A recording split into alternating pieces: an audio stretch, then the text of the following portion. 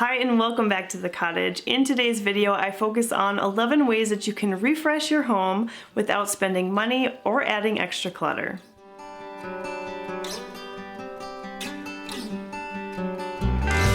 So I think minimalism gets a little bit of a bad reputation as it relates to being able to express yourself, because people often think about simple living, minimalism, as paring down and just having very, very basic things, and that shouldn't obviously include anything fun, right? Well, I want to dispel those myths today, especially in the way that they relate to your home and expressing your creativity and your personality through your spaces. I do hope that this also encourages you that even with a highly simplified home, you can add that creativity, you can add that inspiration and make your home your own. The first idea is to play around with textiles. This is sort of a broad category. I'm talking about anything from bedding to blankets to curtains to towels, just playing around with them. If you're starting to feel stagnant with how the textiles in your home are, maybe think about switching some of them around. Maybe there's been a blanket that you've always had in this one room, hanging on the back of this one chair, and you decide that, hey, I want to see what that would look like on the back of my couch to kind of change things up a little bit. But if you do have some extra fabric on hand, which is another textile, you can be creative with that and make some new things also. Pillowcases are super easy to sew up, and it's probably the extent of my own personal sewing capabilities. So if I can do it, that means you can do it too. But sew up those pillow covers, those pillowcases, and make something new for your home. Or you could even fold up some fabric, so like a no-sew option, fold up some fabric, use it as a table centerpiece. I've also known some people who have used fabric as a backing for like a photo mat and then hang that up on the wall. That's another fun way to play with textiles. There are so many things you can do with textiles. If you have bedding, bed sheets that you haven't been using in a long time, you could even cut those up to make pillowcases or to make, some new thing with that textile. So just be creative with it, find different ways that you can use it within your home, and that will be a refreshing aspect for you. Idea number 2 is to try some swaps. Now, this is what I essentially like to call shopping your own home. And you've heard about this before. It's kind of a popular technique with the minimalist culture. But basically, you go around to different rooms in your home and you see if you could maybe take something from one room and move it to another. We like to do this seasonally in our home. We have certain pieces that we move around depending on the season, just that they fit in the space a little bit better. For example, we have a table that we like to do puzzle work at in the winter months, and so we will move that from where it is during the spring and summer months down into our living room space. And of course, these swaps don't have to be routine. They can be something you just try out for a few days or a week or so. For example, if you see a lamp that you have in one room and you're just kind of curious what it would look like in a different room, go ahead and try it out. It doesn't take you any money, barely any effort at all to try that, and you might find that you actually enjoy having it in the new location. But if you don't, it's just as easy to put it right back. So look around your home and regard everything as being movable and available to you to move around. Rugs and bedding and curtains and decor items, all of these things are movable and you can try out different arrangements. If you're feeling really brave, you could also consider doing a swap with family members or friends. So for example, if you talk with each other and say, why don't you find 5 things in your home that aren't working well for you, and I'll find 5 things in my home that aren't working well, and we'll just make a swap. And that could just be a fun way to add some creativity to your home, add a little bit of interest and refresh without spending any money, and you know that after a certain period of time you're committed to giving those items back, and then when you get your items back, they'll be like new to you again. Idea number 3 is relying on nature. Now, nature has a wide variety of things available for us to help us refresh our spaces. Of course, the typical cutting flowers from your garden or your planting beds, bringing them indoors can add some elegance and character to your space. What about something as simple as picking an apple from your apple tree, or even using the bagged apples that you bought at the store that you were planning on eating, using them as a centerpiece, as a decor item until you get around to eating them, that can be using nature in a fun, creative way. This time of year, it's very popular to bring pumpkins indoors, as it is later in the winter to bring in pine cones and birch branches. But we don't need to just think about the visual aspects of nature either. What about the other ways that nature can help us refresh our spaces? Opening up our curtains and blinds and letting sunshine come in is a great way to refresh our spaces, as is opening up the windows for some fresh air. Now, of course, this will be a little bit more challenging if you have some allergies or if it's during pollen season, but if you're able to let that fresh air in, it's sure to refresh your space. If you have a smell in your home that you're trying to just change up a little bit, you're just sick of the way that your home smells, you could use nature to make a simple potpourri that you could have on your stove, maybe apples and cinnamon in the fall or nutmeg in the winter months. The fourth home refreshing idea is to rearrange the furniture. This is one that I have liked doing since I was a little kid. I just feel like it brings so much new life to a space, and it's really not that difficult. What I like to recommend, and something I've been doing myself lately, is to try a lot of different arrangements all in one day and then take photos or video of that process. So for example, if my husband's available and we have an afternoon, we'll go through and just try a lot of different arrangements of how we can place the furniture in a specific room, and then I'll take pictures of each of the different scenarios that we work out. And what this does for me is it allows me to go back as sort of a catalog of ideas so that in the future, when I'm feeling like I want a little change, I can just reference those and have a good starting point instead of having to, go through the whole process again. And this just helps to really streamline things. The other great thing about rearranging furniture, well, first of all, it helps you to do a little bit deeper cleaning because you get under the couch, you get under those bulky items and clean them where you haven't been able to get access to for a long time. But the other thing it does is it allows you to have your things wear a lot more evenly. So for example, if you always have your living room in one specific way, you're going to have traffic patterns through that room that are going to wear down the carpet, wear down the flooring, and also the furniture is going to be used in a different way depending on how it's situated. So it really helps things to wear out, I suppose, or go through their aging process a little bit more gracefully. Think of it sort of as how you rotate your mattress, flip your mattress around so that it wears more evenly. That's a similar concept to rearranging furniture. Idea number 5 is to clean with a purpose.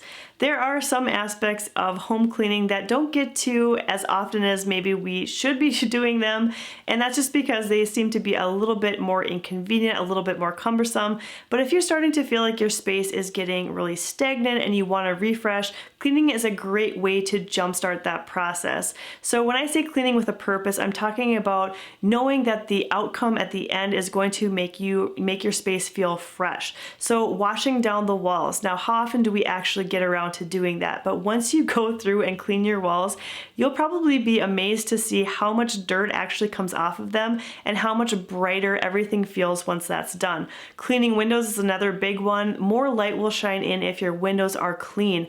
What about the light fixtures that you have in your home? Have they got dust on them?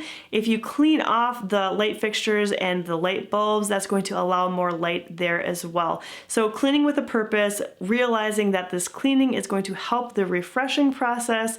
That is, a little bit of effort, but it's free and it can really help you out. Idea number 6 is to focus on function. There is something about spaces behind closed doors, such as closets and cabinets and drawers and desk spaces, where we feel that once we have that spot set up for its purpose, that is its purpose for the rest of time. I know I was guilty of this when we moved into our home. The kitchen, I had put things in different drawers and cabinets the way that I thought that they would work best. And it wasn't until about 2 years later that I really took a step back and looked at it and thought, is this the best way to organize this kitchen? Is this the most efficient way? And once I started going through that process of deciding what was the best function for the space, I rearranged a lot in that kitchen and it made it so much more functional and it really refreshed it for me. So don't be afraid to reallocate spaces that were previously designated for a specific thing. Maybe you have a craft drawer, but you need that drawer for something else. Try some different things out and you might be surprised at how that can really help to refresh your space and how you use your home and start to love the way that you use your home even more. Another great example is for organizing containers. Again, that's sort of a behind closed doors type of situation as well, but does that basket that you have holding blankets right now, does it have to always hold blankets, or could it hold something else like shoes or coats or mittens or something like that? So be creative in the way that you put things in different spaces and think about really the function of your space and how it could best serve you. The seventh easy way that you can refresh your home is to repurpose whenever possible. Now, I'm not suggesting that you save every single glass jar or box or bin that comes into your life, but there are some things that can be very useful to you and can be essentially free because you're already buying the product or you have access to this thing that was sort of discarded or thrown away. So for example, cleaned out pickle jars would be a great way to hold some colorful art supplies. Or maybe if you have an old window, access to an old window, you could take out the glass, add a piece of plywood that you paint with chalkboard paint, and make it into a piece of artwork. Or maybe there's just some scrap wood. There's some barn wood or a piece of trim that you had laying around extra from a project that you had done. You can find creative ways to use these pieces in your decor. I've seen people use trim pieces as a backboard for hooks, and just really get creative with it. Add your personal touch. It's free, it's refreshing, and it helps you to express your personality as well. Idea number 8 is to highlight photos. So many of us have boxes or albums full of photographs that we rarely look at. So for this refreshing technique, I'm suggesting bringing them out and letting them be on display. This can be done as simply as putting them into small picture frames that you probably already have in your home, and then just rotating through your collection on a weekly or monthly basis so that you see more of these photos throughout the year. Or you could get really creative with the way that you display the photos and maybe make them into a garland that you hang on your fireplace. Or we have a window that we repurposed, going along with the last tip that I talked about of repurposing things. We made this window into a way to display photos. It has clips in each segment, and we can just easily clip on new photos, which means that we can change them out as often as we want. And this is just a great way to add liveliness to our homes, to add those memories, and it really is refreshing, and it also just helps us to feel more connected to these photos and these memories as well. Refreshing idea number 9 is to add paint. Many of us have leftover paint from various home projects. Maybe it's not enough to paint an entire room, but using some of that paint as touch-ups to cover up any scuff marks on your walls or your trim baseboard, that can really help to refresh a space. You could also use colored paint, maybe as an accent wall in one room. Maybe it's not enough for the whole room, but you can add accent to one wall to add that pop of color, or even a mural. If you have enough of different colors of paint, you can combine paint to make a new tint or a new shade of a color and try that out to see how that looks in your space. You can also use paint to cover up some different items that you have that maybe you don't like the color of them. The pieces are functioning well and you like the shape of them, but the color isn't quite right. Something like a pot for a plant, or a table lamp, or even a small piece of furniture could be painted and given new life very, very simply. The 10th way that you can refresh your home is to add a vignette or a little display. So maybe you're feeling overwhelmed of the idea of having to refresh your whole home. Focus on one little area that you can spruce up and change up and really make your own. So these are different areas where you can just play around with different things, add some meaningful items, and then every time you look at them, it's going to bring a smile to your face and you're going to feel that your home is much more reflective of you. And the final home refresh idea that I have for you today is to try removing things. This might seem a little counterproductive because we often think that in order to refresh a space, we need to add in something brand new. But in reality, if we remove things, we add some breathing room to the space, and so it does help to refresh. I think that this particular technique works especially well for decor and art pieces because if we have all of these decorations up at all times, they sort of start to blend into the wall. You almost don't even notice them anymore. But if you have just one or two pieces spaces highlighted at any given time, more in like a curated way, your eye is going to focus on it and really help it to stand out and be the center point of the room. Now, when I say remove items, I'm not talking about decluttering them or getting rid of them. These are pieces that you probably really enjoy having in your home. I'm just talking about setting them aside for a while, letting that breathing room in the space kind of open up and your eye be able to focus on, a couple pieces of artwork or decor pieces here and there.